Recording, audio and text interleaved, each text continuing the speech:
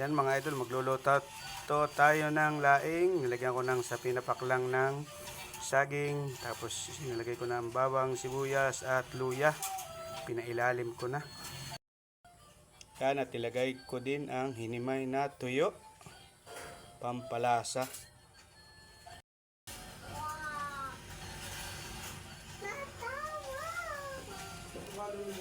Yan, binalot-balot na natin at ilagay sa kaldero. Ilagay na ng pangalawang gata. Yan mga idol, labog na ang ating dahon. Lalagyan na natin ng pangalawang gata.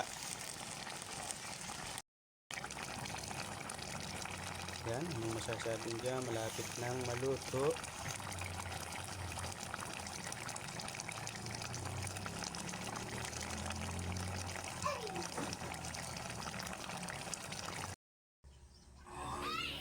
Ito at loto at pinaiga ko para mas masarap at lasang-lasa ang lahok. Kain na po tayo. Napakasarap.